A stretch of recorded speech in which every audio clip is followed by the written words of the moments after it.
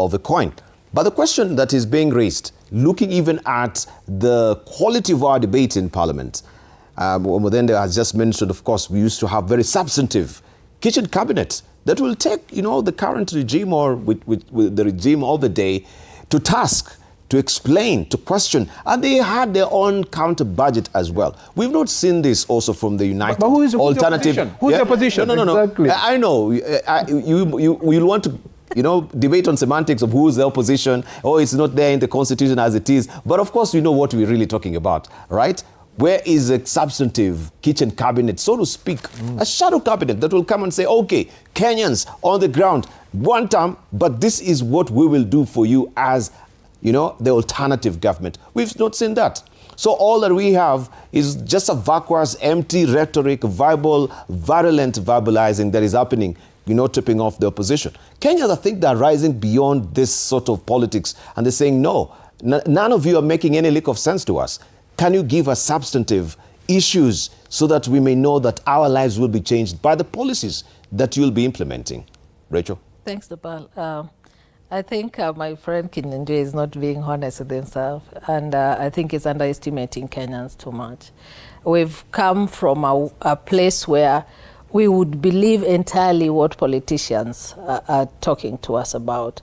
But where we are at now, people are more woke, people understand what they want, people know where they want to be. So certain rhetorics like what you've just heard from the former deputy president, I don't think if those are things that we really would want to listen to. And it is now more of issue-based, agenda-based politics that we want to hear both from government and from opposition. In as much as we don't have within our constitution any opposition within the constitution, does that not stop any united, they call themselves united opposition government, the united alternative government, yes, from coming up, for example, with a budget. We are going to have a budget just in a few months' time. Are they preparing an alternative to speak about and say, yes, the government is offering this, what if we looked at it in this manner? Such things also shape policy, even within government. So instead of hearing more of, you look like this, or you should have spoken like this, or you should have dressed like this, we need to hear more of, these are the policies or these are the issues that the government is not tackling well, and this is what we need to focus on as Kenyans. And when you call out the government, for example, we were discussing about the Nairobi Hospital, it is also important as leaders to give correct information. Can you do your due diligence? Can you dig more onto the issue so that when you speak, you don't just come out and say this and this is happening, giving this information to people and shaping a different narrative from the reality on the ground. I'm not here as a spokesman of the president, but the reality is there's a letter that was now issued and clearing all these things, how the president became the patron, how the structure of Nairobi Hospital is. That is what policy is all about.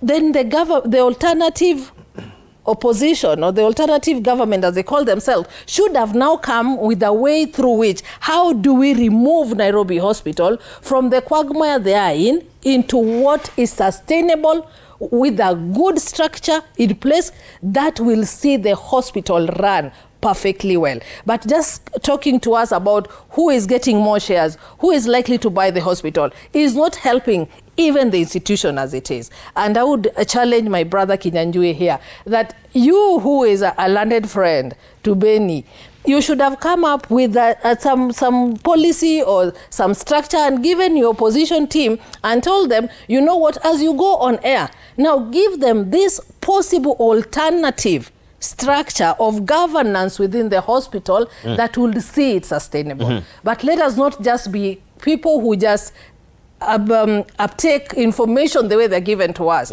without even due diligence, without even looking into it. Why are we where we are? The issue is, why is Nairobi Hospital where Nairobi Hospital is today? I don't think Nairobi Hospital is where it is because the patron is His Excellency Ruto.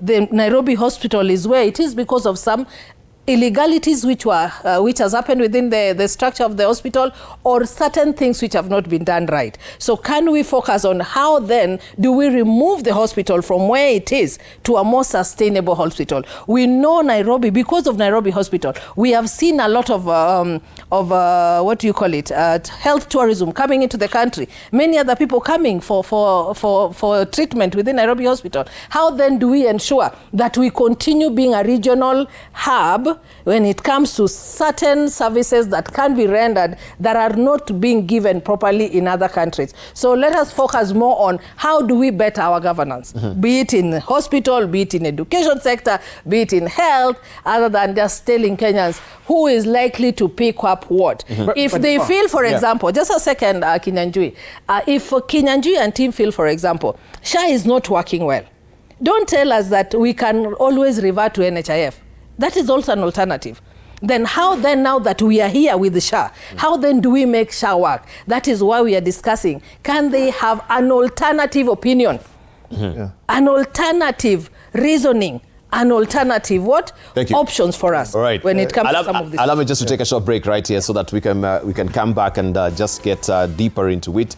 Yes, even body shaming now has come into play, as you can see it. How your ear is popping out, how big your nose is also. That has become a brand of our politics. We take a short break. When we circle back, we continue with more.